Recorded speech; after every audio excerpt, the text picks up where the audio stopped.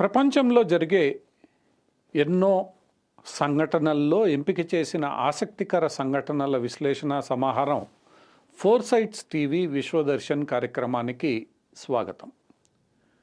ప్రపంచంలో 7 ఖండాలలో ఎన్నో సంఘటనలు జరుగుతూ ఉంటాయి. అందులో మన భారతీయులకు ఆసక్తి రేకెత్తించే కొన్ని ఎంపిక చేసిన అంశాలను రోజులాగే ఈరోజు మీ ముందుకు తీసుకొని వస్తున్నాం. ఈరోజు మేము ఎంపిక చేసుకున్న అంశాలలో మొదటిది, చైనాలో నానాటికి జనాభా సంఖ్య తగ్గిపోతోంది. చైనా జనాభా సంఖ్యను పెంచాలని అక్కడ ప్రభుత్వం తీవ్రంగా ప్రయత్నిస్తోంది. అక్కడ యువత వివాహాన్ని చేసుకోవడానికి అంగీకరించడం లేదన్న వార్తలు మనం గతంలోనే చూసాం. దాన్ని నిజం చేస్తూ ఇటీవల చైనా ప్రభుత్వం అక్కడ జరిగిన వివాహాల సంఖ్యను విడుదల చేసింది. ఆ సంఖ్య చైనాలో ఉన్న పరిస్థితికి అద్దం పడుతుంది. ఈ వివరాలు ఏమిటి మనం తెలుసుకునే ప్రయత్నం చేద్దాం. ఇక రెండవ అంశం, ఇరాన్లో మహిళలపై చాలా నిషేధాజ్ఞలు ఉన్నాయి, చాలా ఆంక్షలు ఉన్నాయి. మహిళలు బురకా ధరించకపోతే లేదా ముస్లిం సాంప్రదాయ దుస్తులు ధరించకపోయినా అక్కడ తీవ్రమైన కఠినమైన శిక్షలు అమల్లో ఉంటాయి. అది కేవలం ముస్లిం మహిళలకే కాదు, ఇతరత్ర మహిళలకు కూడా వర్తించేలా ఇరాన్ ప్రభుత్వం చట్టాలను తీసుకొచ్చింది. దాని మీద విమర్శలు ఉన్నాయి, దాని మీద ఆందోళనలు జరిగాయి. ఆ ఆందోళనల్ని ఇరాన్ ప్రభుత్వం అణిచివేస్తూ వచ్చింది. అయినప్పటికీ అక్కడ యువత, ముఖ్యంగా యువతులు దానిని అంగీకరించడం లేదు. వాళ్ళు స్పందిస్తూనే ఉన్నారు. అటువంటి ఒక సంఘటన, ఒక యువతి, విశ్వవిద్యాలయంలో చదివే యువతి తన దుస్తులను, అంటే బురకా లేకుండా కొంత పాశ్చాత్య దుస్తులను ధరించి తిరగడం, ఆమెను అక్కడ పోలీసులు నిర్బంధించడం అక్కడున్న పరిస్థితులకు మనకు తెలియజేస్తుంది. ఈ సంఘటన వివరాలను మనం తెలుసుకుందాం. ఇక గతంలోనే పాకిస్తాన్లో ఒక వైద్యుడు మతాన్ని కించపరిచాడన్న ఆరోపణలు, విమర్శలు వెల్లువెత్తిన నేపథ్యంలో ఆయనను పోలీసులు అదుపులోకి తీసుకొని ఆ తర్వాత పోలీస్ కస్టడీలో ఆయన చనిపోయాడు అన్న విమర్శలు, ఆరోపణలను ఆ కుటుంబం చేసింది. అయితే అప్పుడు పాకిస్తాన్ ప్రభుత్వం ఆ విమర్శలు, ఆరోపణలను అంగీకరించలేదు. ఇప్పుడు పాకిస్తాన్ ప్రభుత్వం పోలీసు నిర్బంధంలోనే ఆ వైద్యుడు ముస్లిం వైద్యుడు మరణించాడని అంగీకరించడం పాకిస్తాన్లో ఉన్న ఈ మతపరమైన కఠిన నిబంధనలు, మతాన్ని కించపరచాడనే నెపంతో ఎవరినైనా ఏమైనా చేయొచ్చు అన్న భావన ఏదైతే ఉందో దాన్ని మన ప్రపంచ దృష్టికి మరోమారు తీసుకొస్తోంది. ఈ సంఘటన పూర్వపరాలు, ఏం జరిగింది మనం తెలుసుకుందాం. తదుపరి అంశం, రేపు మంగళవారం అమెరికా అధ్యక్ష ఎన్నికలు జరగనున్నాయి. ఈ అధ్యక్ష ఎన్నికలు ప్రచారం ఈ రోజుతో ముగిసింది. అంటే అమెరికా కాలమానం ప్రకారం ఇంకొన్ని గంటల్లో ఈ ప్రచారం అమెరికాలో ముగియబోతోంది. తర్వాత ఎన్నికలు ప్రారంభం కానున్నాయి. అసలు ఈ ఎన్నికల ప్రచారం ఎలా సాగింది, ఎవరు ముందంజలో ఉన్నారు తెలుసుకునే ప్రయత్నం చేద్దాం. ఇక చివరిగా, గత కొంతకాలంగా కెనడాలో ఖలిస్తాన్ తీవ్రవాదులు భారతదేశానికి వ్యతిరేకంగా ఎన్నో చర్యలను చేపడుతున్నారు. వాటిల్ని అక్కడ కెనడా ప్రభుత్వం, ముఖ్యంగా జస్టిన్ ట్రూడో ప్రభుత్వం సమర్థిస్తూ వస్తోంది. వాటిల్ని అదుపు చేసే ప్రయత్నం చేయడం లేదు. అలాంటి పరిస్థితుల్లో మరోమారు కెనడాలోని ఒక హిందూ దేవాలయంలో భారతీయ హైకమిషన్ నిర్వహించిన ఒక కార్యక్రమంపై దాడి జరిగింది. అక్కడి పోలీసులు చూస్తూ ఊరుకున్నారు తప్ప దాని మీద ఏమీ స్పందించలేదు. దీంతో కెనడా ప్రభుత్వం ఎటువంటి భారతీయ వ్యతిరేక వైఖరి అవలంబిస్తోందో మరోమారు స్పష్టమైంది. ఈ సంఘటన, కెనడా ప్రభుత్వ వైఖరిపై మనం కొంత చర్చించుకుందాం. ఇవి ఈరోజు మనం ఎంపిక చేసుకున్న కొన్ని అంశాలు. ఇవి మీకే ఆసక్తి కలిగిస్తాయని ఆశిస్తూ, మొదటి అంశం, ఈ ఏదైతే ఉందో అది ముఖ్యంగా చైనాలో నానాటికి తగ్గిపోతున్న వివాహాల సంఖ్య. చైనా ప్రభుత్వం గత కొంతకాలంగా ఇద్దరు పిల్లల్ని కనాలి అని తల్లిదండ్రుల్ని ప్రోత్సహిస్తోంది. అందుకు తగినట్లుగా ప్రోత్సాహకాలు అందిస్తోంది. అంతేకాకుండా మరోవైపు వివాహానికి దూరంగా ఉంటున్న యువతీ యువకులను వివాహానికి ప్రోత్సహిస్తూ ఎన్నో ప్రోత్సాహక పథకాలను ప్రవేశపెట్టింది. ఇదంతా చైనా ప్రభుత్వం ఎందుకు చేస్తోంది అని అంటే, నానాటికి చైనా ప్రభుత్వం అవలంబించిన జనాభా నియంత్రణ పద్ధతుల కారణంగా అక్కడ యువకుల సంఖ్య, అంటే పిన్న వయస్కుల యువతీ యువకుల సంఖ్య తగ్గిపోయి పెద్దవారి సంఖ్య, ముదుసళ్ళ సంఖ్య పెరిగిపోవడం ప్రారంభించింది. దీంతో భవిష్యత్తులో చైనాలో పనిచేసే వర్క్ ఫోర్స్ తగ్గిపోతుందన్న భయం అక్కడి పాలకుల్లో నెలకొంది. ఆ భయాన్ని దృష్టిలో పెట్టుకొని, అక్కడ దిగజారుతున్న పరిస్థితిని దృష్టిలో పెట్టుకొని జనాభా సంఖ్య పెంచడానికి చైనా ప్రభుత్వం తీవ్రంగా కృషి చేస్తోంది. ఎన్నో ప్రోత్సాహకాలు అందిస్తోంది.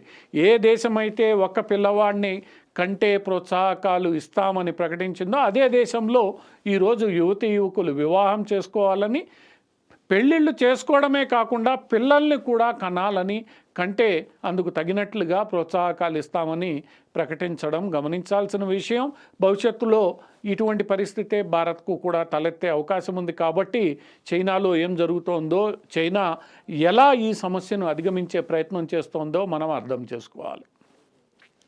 చైనా ప్రభుత్వం ఇటీవల విడుదల చేసిన కొన్ని గణాంకాల ప్రకారం మనం ఆ గణాంకాలను పరిశీలిస్తే, చైనాలో గత సంవత్సర కాలంలో, అంటే మన 2024కు సంబంధించి మొట్టమొదటి 3 త్రైమాసికాల కాలంలో 4.7 మిలియన్ వివాహాలు అక్కడ నమోదయ్యాయి.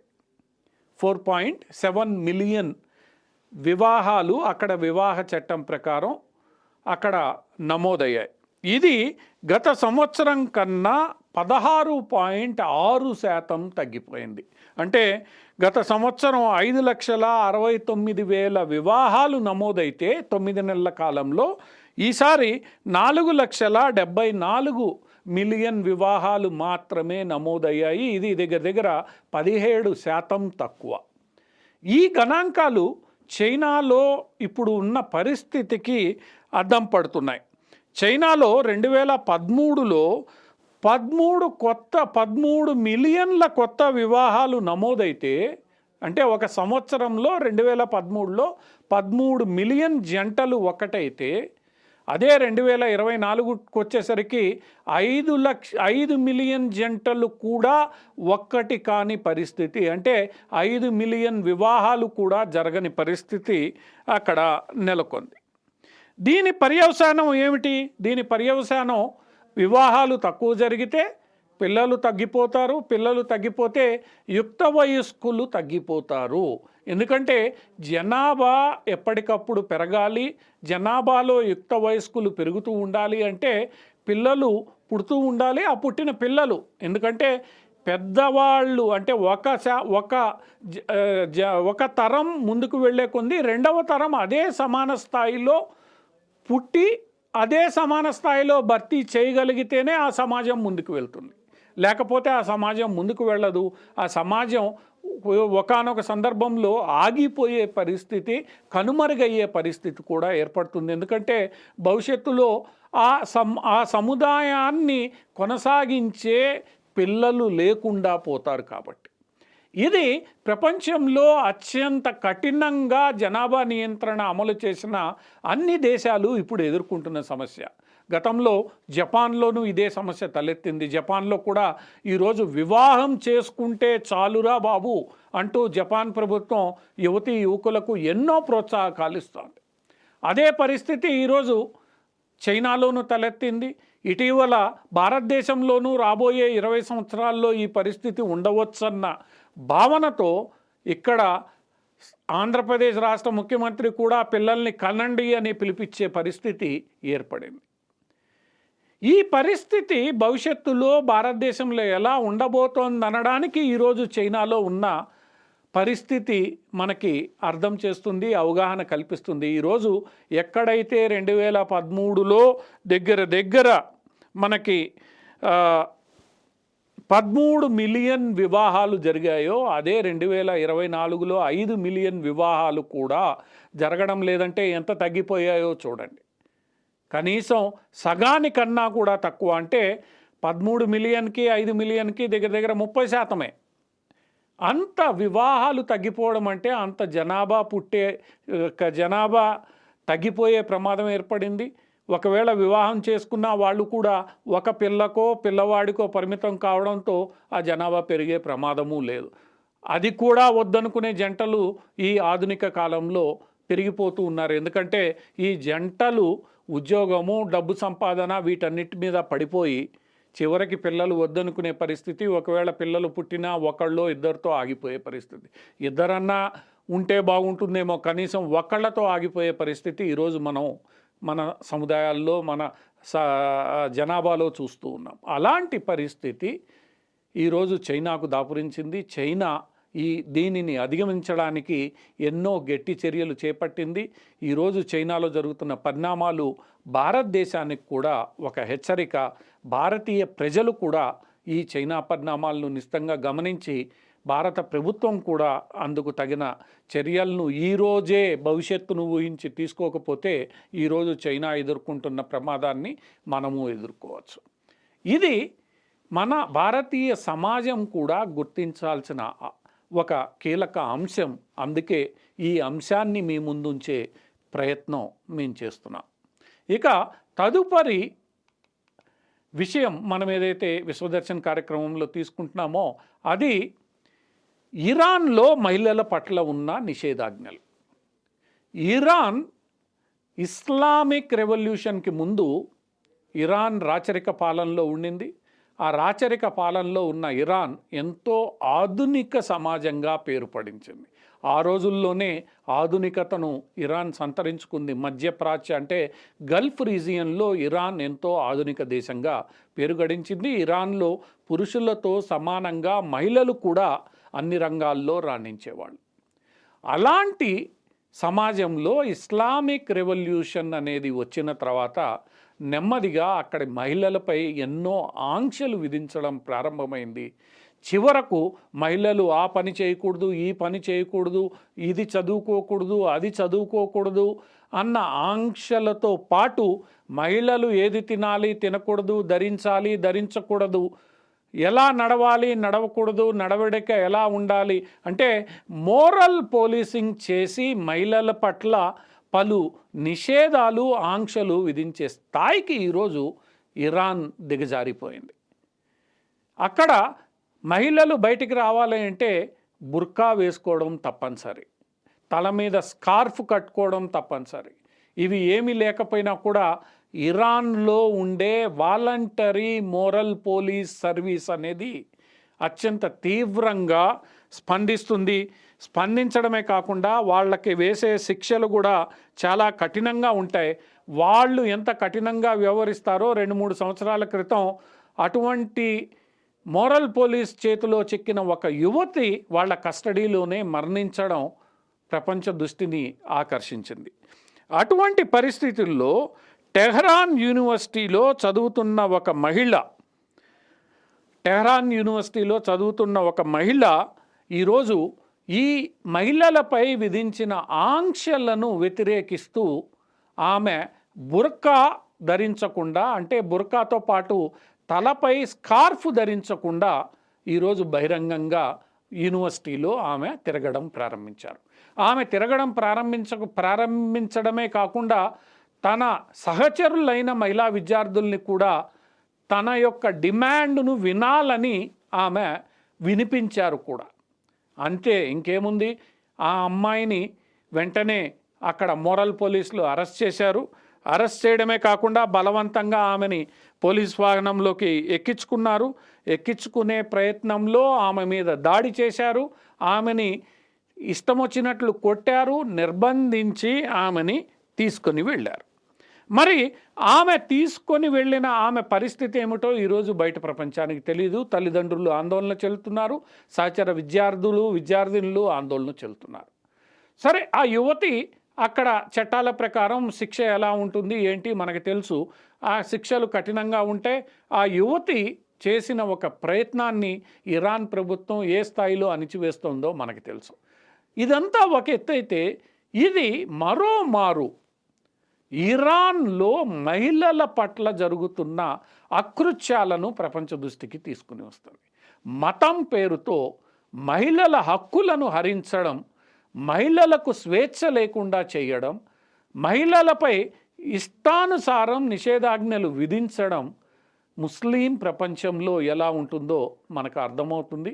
ఇది ఇంకొకసారి ఇరాన్లో జరుగుతున్న మహిళల హక్కులపై జరుగుతున్న దాడి మనల్ని ప్రపంచ దృష్టిని ఆకర్షిస్తుంది. ఈ విషయం ప్రపంచవ్యాప్తంగా ఇప్పుడు చర్చనీయాంశంగా మారింది.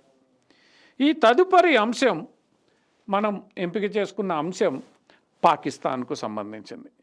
ఈ పాకిస్తాన్లో ఒక ముస్లిం వైద్యుడు మతాన్ని కించపరుస్తున్నాడన్న నెపంతో పలు ఆరోపణలు ఎదుర్కొన్నాడు. ఆయనపై అక్కడ ఉన్న ఇస్లామిక్ పార్టీలు విమర్శలు చేశాయి, ఆరోపణలు చేశాయి, దాడి చేసే ప్రయత్నం కూడా చేశాయి. ఈ ప్రయత్నంలో అక్కడ ఆ వైద్యుడిని రక్షించాలనే పేరుతో పాకిస్తాన్ పోలీసులు ఆయన్ని నిర్బంధంలోకి తీసుకున్నారు. సో పాకిస్తాన్ పోలీసులు నిర్బంధంలో అంటే ఆయనను ఈ ఇస్లామిక్ పార్టీల దాడి నుండి రక్షించడానికే నిర్బంధంలో తీసుకున్నారని పాకిస్తాన్ పోలీసులు మొదట చెప్పారు. ఆ తర్వాత పాకిస్తాన్ ఎక్కడైతే ఆ వ్యక్తిని పోలీస్ స్టేషన్లో ఉంచారో ఆ పోలీస్ స్టేషన్ మీద దాడి చేయడం కూడా జరిగింది. అయితే ఆ దాడిని నిరోధించారని చెప్పి ఆ రోజు పాకిస్తాన్ పోలీసులు చెప్పారు. అయితే అనూహ్యంగా ఆ దాడి జరిగిన సమయంలో ఆ వైద్యుడు మరణించాడనేది ప్రపంచానికి తెలిసిన విషయం. మరి ఆ వైద్యుడు ఎలా మరణించాడు అన్నది ఆ రోజు పాకిస్తాన్ పోలీసులు అంగీకరించలేదు. ఆ వైద్యుణ్ణి అక్కడ స్థానికంగా ఉన్న ఇస్లామిక్ పార్టీల కార్యకర్తలు ఎవరైతే ఉన్నారో వారు చేసిన దాడిలో చంపబడ్డాడని ముందుగా పోలీసులు చెప్పారు. అయితే ఆ పోలీసులు చెప్తున్నది వాస్తవం కాదని, ఆ పోలీసులే ఆ వైద్యుణ్ణి మట్టుబెట్టారని ఆ వైద్యుని కుటుంబీకులు ఆరోపిస్తూ వచ్చారు. దాన్ని పాకిస్తాన్ ప్రభుత్వం ఏ రోజు అంగీకరించలేదు. పాకిస్తాన్లో మతాన్ని రెచ్చగొట్టాడనో, మతాన్ని కించపరిచాడనో హిందువులనే, అంటే హిందువులు లాంటి మైనార్టీలనే కాదు, ముస్లింలను కూడా వీళ్ళు ఏమాత్రం సహించరు. అక్కడ ఉన్న స్థానిక రాజకీయ పరిస్థితుల కారణంగా ఇలాంటి ఆరోపణలు ప్రత్యర్థి వర్గంపై చేయడం, వారిని అంతమొందించడం మనం సహజంగానే చూస్తూ ఉంటాం. అక్కడ ఎన్నో ఉగ్రవాద ముఠాలు, తీవ్రవాద ముఠాలు ఉన్నాయి. అవి ఒకదానితో ఒకటి కొట్లాడుకునే సమయంలో ఇటువంటి ఆరోపణలు చేయడం, అవతల వ్యక్తిని తుదముట్టించడం, సమాజాన్ని రెచ్చగొట్టడం, తమ ప్రత్యర్థిని అంతమొందించడం చూస్తూనే ఉంటాం. అది కొత్తగా జరిగే సంఘటన కాదు. కాకపోతే ఇక్కడ తన పని తాను చేసుకునే ఒక వైద్యుడు ఇలాంటి పని చేశాడని ఆరోపించి ఆ వైద్యుడిని సంరక్షించడానికి పోలీస్ స్టేషన్కు తీసుకొని వచ్చామని చెప్పి ఆ పోలీస్ స్టేషన్లో ఉన్న సమయంలో ఆయన మీద దాడి చేయడానికి వచ్చారు, ఆ దాడిలో ఆయన చనిపోయాడని చెప్పిన పాకిస్తాన్ పోలీసుల మాటలను ఎవరూ విశ్వసించలేదు. ముఖ్యంగా ఆ వైద్యుని కుటుంబీకులు విశ్వసించలేదు. అటువంటి పరిస్థితుల్లో ఆ పాకిస్తాన్ పోలీసులు చేసిన పనిపై ఆరోపణలు ఎక్కువైన వేళ పాకిస్తాన్ ప్రభుత్వం అక్కడ ఒక విచారణ కమిటీని ఏర్పాటు చేసింది. ఈరోజు ఆ విచారణ కమిటీ నివేదిక ప్రకారం పోలీసులే ఆ వైద్యుణ్ణి హతం చేశారని, అందుకు సహకరించారని తేలిపోయింది.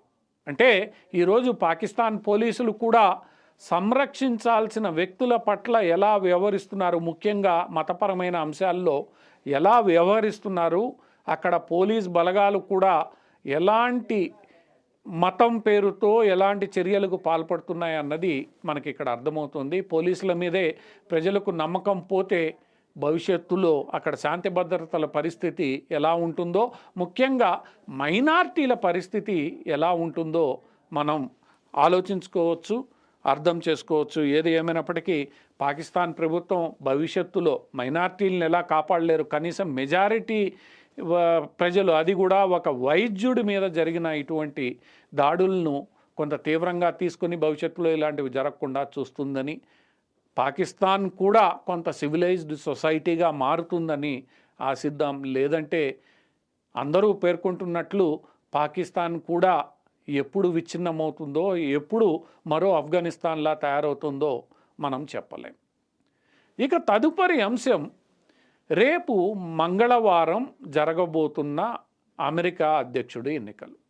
సుదీర్ఘకాల ప్రచారం తర్వాత అమెరికా అధ్యక్ష ఎన్నికల ప్రచారం నేటితో ముగిసింది. సోమవారం అమెరికా కాలమానం ప్రకారం అక్కడ సోమవారంతో ముగుస్తుంది. ముగిసిన తర్వాత మంగళవారం అక్కడ ఎన్నికలు జరగబోతున్నాయి. ఇప్పటికే అమెరికా చట్టాల ప్రకారం ముందస్తు నెల రోజుల ముందు నుండే అక్కడ ఓటింగ్ ప్రక్రియ ప్రారంభమవుతుంది. ఇప్పటికే వేలాది మంది ప్రజలు, ఓటర్లు అక్కడ ఓటు హక్కును వినియోగించుకున్నారు. మంగళవారంతో ఈ పూర్తి ఓటింగ్ ప్రక్రియ పూర్తి కానుంది. సో ఈ మొత్తం సుదీర్ఘకాలం జరిగిన ప్రచారంలో ఎందరో అభ్యర్థులు పోటీ పడినప్పటికీ చివరికి పోటీ డెమోక్రాట్ల తరపున ప్రస్తుత ఉపాధ్యక్షురాలు కమలా హ్యారిస్ నిలవగా, రిపబ్లికన్ల తరపున డొనాల్డ్ ట్రంప్ మరోమారు అధ్యక్ష పదవికి ఎన్నిక కావడానికి పోటీ పడుతున్నారు. ఈ ఎన్నికల్లో ప్రధానంగా 2-3 అంశాలు ప్రచారాంశాలుగా మిగిలాయనే విషయం మనం తెలుసుకుంటూనే ఉన్నాం. అందులో మొదటిది ఈ వలసవాదులకు సంబంధించి, ముఖ్యంగా ఇమిగ్రేషన్కు సంబంధించి ట్రంప్ కఠిన వైఖరి ఉండాలని కోరుకుంటే కమలా హ్యారిస్ కొంత మెతక వైఖరి అవలంబించాలని సూచిస్తున్నారు. ఇక రెండవ విషయం, మహిళల హక్కులకు సంబంధించి కమలా హ్యారిస్ గట్టిగా మాట్లాడుతూ ఉంటే ట్రంప్ మహిళా హక్కుల గురించి కొంత అటు ఇటుగా ఆయన స్పందిస్తున్నారనే విమర్శలు ఎదుర్కొంటున్నారు. అటు పిమ్మట ఇతర దేశాలకు సంబంధించి, వాణిజ్యానికి సంబంధించి కొన్ని అంశాల మీద ట్రంప్కు కమలా హ్యారిస్కు విభేదాలు ఉన్నాయి. ట్రంప్ దిగుమతులను తగ్గించాలని, అమెరికాలోనే ఉత్పాదన పెంచాలని, దిగుమతుల మీద టారిఫ్లు విధించాలని ఆయన కోరుకుంటూ ఉంటే కమలా హ్యారిస్ అలాంటి పరిస్థితి ప్రమాదకరమైన, తీవ్రమైన ద్రవ్యోల్బణానికి దారితీస్తుందని, అది అమెరికా ప్రజలు సహించలేరని వాదిస్తూ ఉన్నారు. ఇలా కొన్ని 4-5 అంశాలు ప్రధానంగా ఈ ప్రచారంలో నిలిచాయి. ఈ అంశాల పట్ల అక్కడ ప్రజలు అటు ఇటుగా స్పందిస్తున్నారు. అనుకోకుండా ఎవరైతే డెమోక్రాట్లకు సహజమైన ఓట్ బ్యాంక్ అనుకున్నారో వాళ్ళు రిపబ్లికన్ పార్టీ వైపు మొగ్గడం, ఎవరైతే రిపబ్లికన్ పార్టీ సహజమైన ఓటర్లు మద్దతుదారులు అనుకున్నారో వాళ్ళు కొంత డెమోక్రటిక్ పార్టీ వైపు మొగ్గడం అనేది ఈ ఎన్నికల్లో మనం గమనించవచ్చు. అదే సందర్భంలో ఎప్పుడూ అక్కడ కీలక పాత్ర పోషించే అమెరికన్ మీడియా ప్రతిసారి ఎవరో ఒక అభ్యర్థిని ప్రజలకు సూచించేది. అటువంటి వ్యవహారాన్ని ఈసారి అమెరికన్ మీడియా పూర్తిగా పక్కన పెట్టేసింది. తాము ఏ అభ్యర్థిని సూచించమని, ఎవరి వైపు నిలబడమని అక్కడ అమెరికన్ మీడియా పేర్కొనడం ఈసారి ఎన్నికల్లో మరొక కీలకమైన ఘట్టం.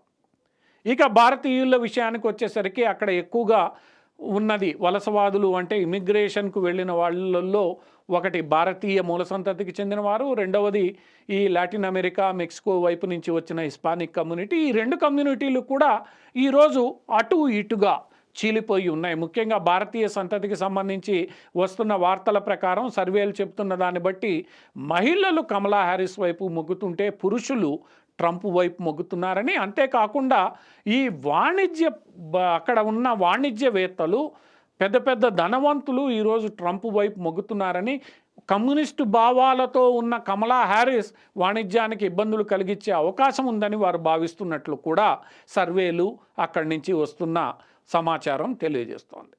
వీటన్నిటి మధ్యలో చివరకు అక్కడ చివరి రోజు వెలువడుతున్న సర్వేలను నిశితంగా పరిశీలిస్తే ఇరువురు అభ్యర్థుల మధ్య ఓట్ల శాతం కేవలం 1.5 నుంచి 2% మాత్రమే ఉందన్న విషయం స్పష్టమవుతోంది.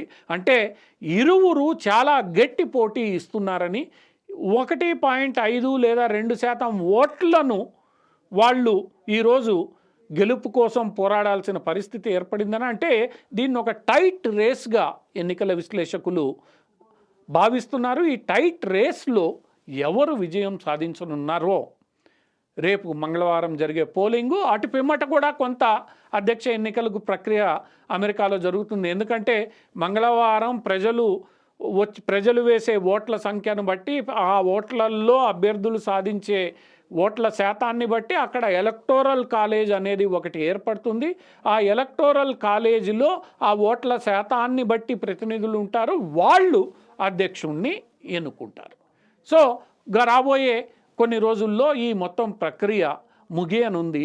ఈ గట్టి పోటీ ఇస్తున్న ఇరువురు అభ్యర్థుల్లో ఎవరు గెలుస్తారు అన్న దాని మీద ఈరోజు నరాలు తెగే ఉత్కంఠ అమెరికాలోనే కాదు, ప్రపంచంలో కూడా నెలకొని ఉంది. ప్రపంచంలో ఎంత ఆసక్తి ఉందో ఈరోజు భారతీయ స్టాక్ మార్కెటే స్పష్టం చేసింది.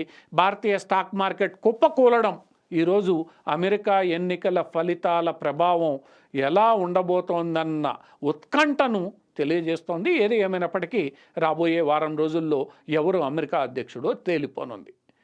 ఇక చివరి అంశం, మనం ఈరోజు తీసుకున్న అంశం, భారతీయ హైకమిషన్ కెనడాలోని ఒక దేవాలయంలో ఒక కార్యక్రమాన్ని ఏర్పాటు చేసింది.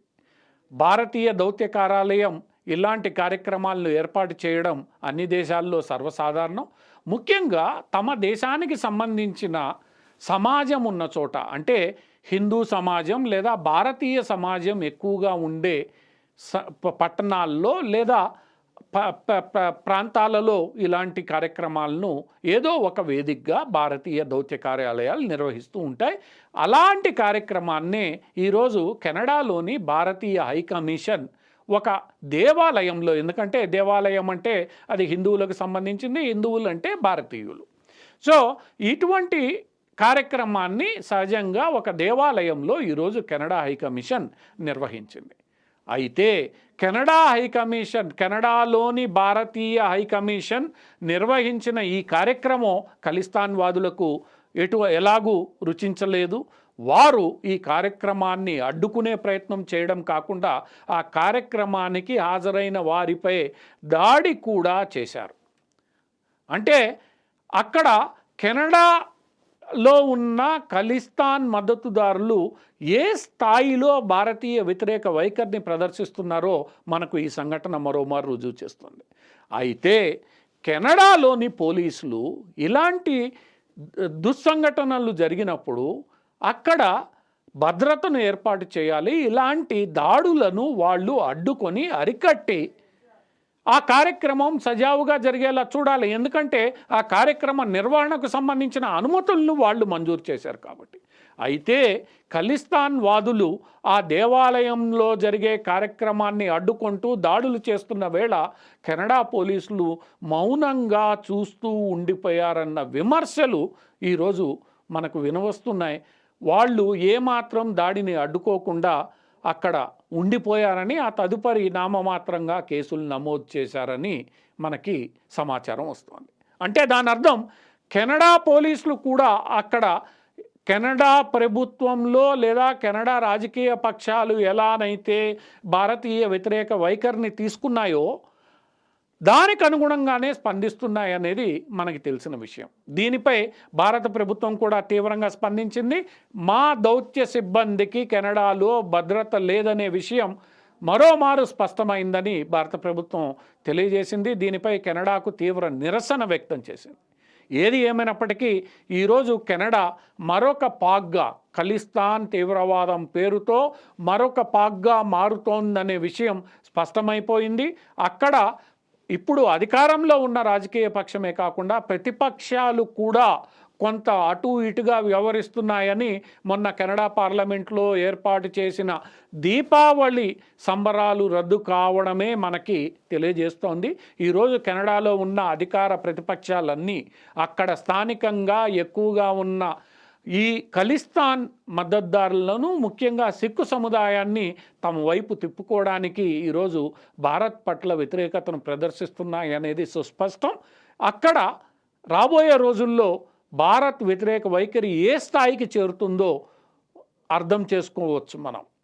ఆ భారత వ్యతిరేక కార్యకలాపాలు నానాటికి పెరిగిపోయి చివరకు ఈరోజు పాకిస్తాన్ భారతదేశాల మధ్య ఎటువంటి దౌత్యపరమైన సంబంధాలు, ఇతరత్ర సంబంధాలు ఉన్నాయో ఆ స్థాయికి రేపు భారత్ కెనడా సంబంధాలు వచ్చే ప్రమాదం ఉందని అంతర్జాతీయ విశ్లేషకులు స్పష్టం చేస్తున్నారు.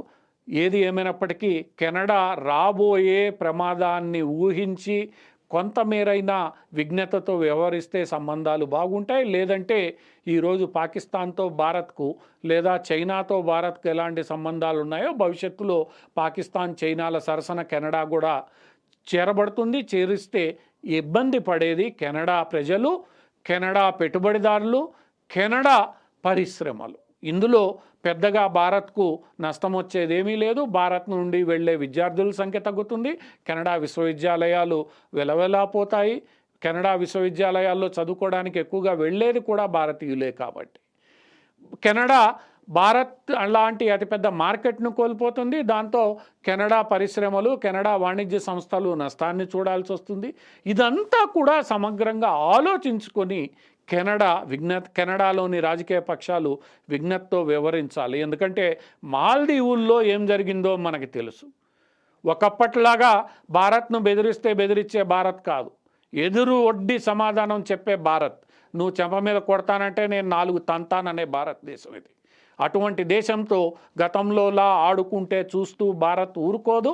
కెనడాకు తీవ్రమైన నష్టాన్ని ఇది తీసుకొని వస్తుందనే విషయాన్ని ఇప్పటికైనా కెనడా రాజకీయ పక్షాలు గ్రహించి విజ్ఞతతో వ్యవహరిస్తాయనే ఆశిద్దాం. ఇవి ఈరోజు మనం ఎంపిక చేసుకున్న 5 అంశాలు. ఈ 5 అంశాలు మీకు ఆసక్తి కలిగించాయనే ఆశిస్తూ ఈరోజు విశ్వదర్శన్కు కార్యక్రమంకు సెలవు. రేపు మరికొన్ని ఆసక్తికరమైన అంశాలతో 4 సైట్స్ టీవీ విశ్వదర్శన్ కార్యక్రమంలో కలుద్దాం.